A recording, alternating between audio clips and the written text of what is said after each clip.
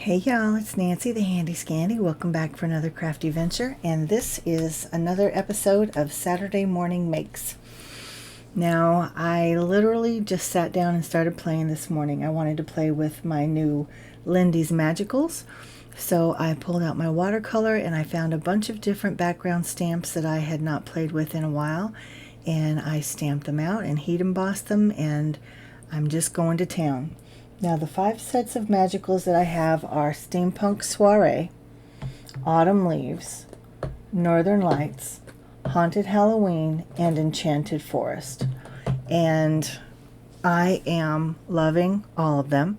Now, there are lots of different ways that you can use magicals. This is just the way that I wanted to play with them today. And when I say magicals, I mean any kind of pigment powder. You can use them in multiple ways. I just love the way that the colors blossom and bloom and just explode. Now, this particular one is called Canadian Bacon Blush.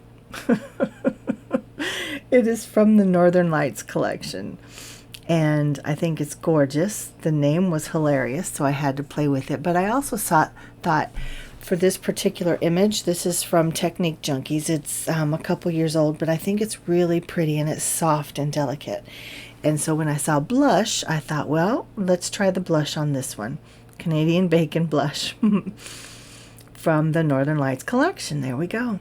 And so again, just spraying the water down and sprinkling out the pigment. Now, I set it aside to dry, and in the end, I do come back and I hit all of them with a heat tool. I also have some cards, or some projects, most of them are cards in the end. I didn't get everything made into a card. There's just not enough time in a day. Clearly, I started this at about 4 o'clock in the morning, and it's 10:30 at night when I'm doing my voiceover. So, yeah. And, of course, life happens in the middle of it all. But I really had a good time playing with these, and still will have more fun to come when I get to make the rest of them into the projects that they will become. Now, this stamp is also from Technique Junkies. I can't remember the name of it. I think it might just be Boos, B-O-O-S. I'm not sure, but I love it. I think it's fun. I've always had a good time with this particular one, and I am just pulling out different greens and kind of yellowy browns. I don't know, whatever color family you might want to call these. But it gets a little, well, I don't want to say muddy because they're greeny yellow browns, but anyway, you can see as that starts to explode, there's some pink in there and some red and some purple. And I just love the way that all the colors kind of bloom and separate, and that they come together to create the overall color. Now, if you put all this pigment into like a little bowl and use it to paint, you're going to get a very different effect. Very different. But today, this is what we're doing. Now, this stamp is from Catherine Pooler. I cannot remember the name of it either. I will try to have everything linked and listed downstairs, but again, this is 10:30 on Saturday night, Saturday the 10th of June 2023. So I will not get the product list done tonight before I go to bed. I still have some caretaking responsibilities that I need to take care of before I go to bed, and it's getting late for me. So anyway, I will get them up as quickly as I can, but I definitely wanted to get the video up tonight if I could.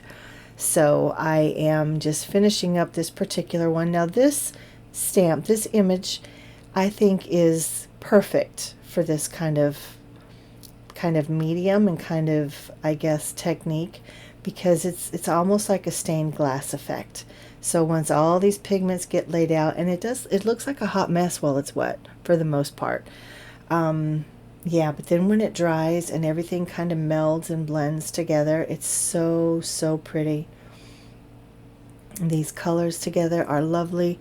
I'm trying to remember, that is the denim blue, dragonfly denim, and the color, the purpley, it looks kind of like a brown there, but it's a purpley reddy pink. It's called Gnome, as in the Tomtees, Gnome Berry Bordeaux. So very pretty, and I can't wait for you to see that one when it comes together. Now, this stamp is, I believe it's called Goth Skulls, and it's from Whimsy. It's one of my favorites from them as well, and I have used it many times. I feel like I've used it every Halloween since I got it. I really love it. And again, just laying down the colors. I've got the Gnome Berry Bordeaux that I just kind of tapped out. I'm putting down the Denim Blue again.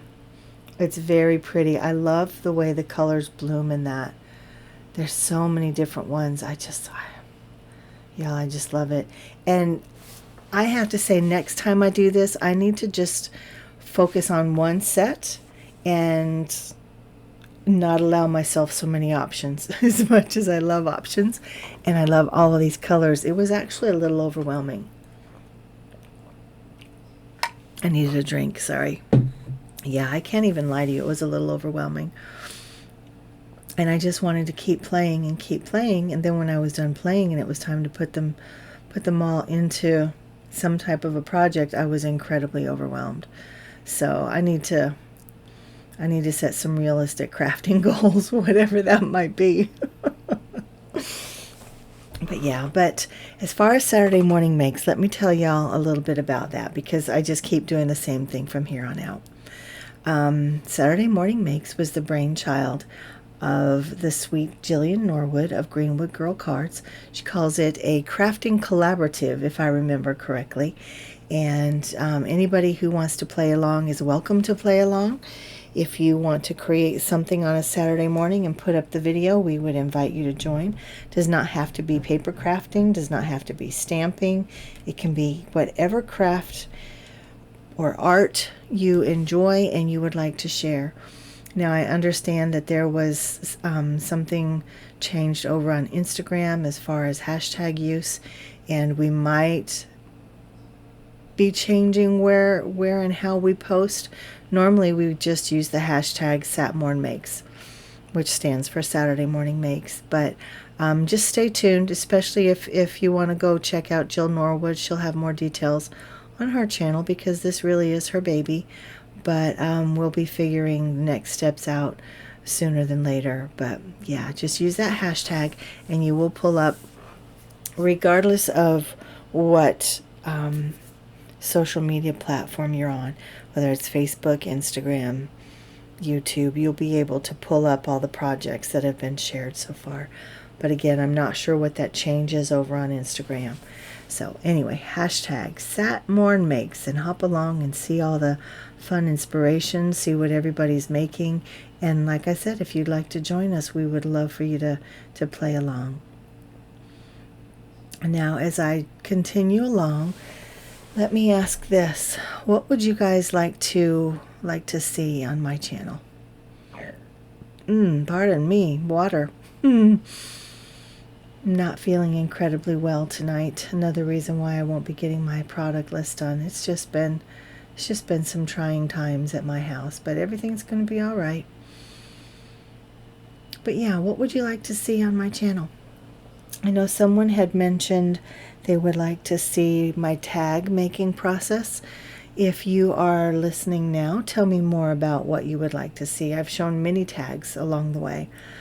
Tell me what you would like to see, and I'll see if I can accommodate that.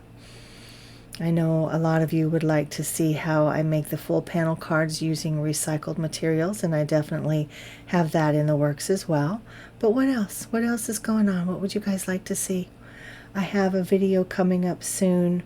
It is an unboxing of the Simon Says Stamp June card kit. I have not played with it yet. I just barely did the unboxing video. I have to edit that, but I'd love to know what you guys think about that, what you might like to see or you might like me to make. I also plan on doing some more of those 3D vignettes and was going to share that process with you guys as well. But yeah, let me know downstairs. You know I love to connect with you down there.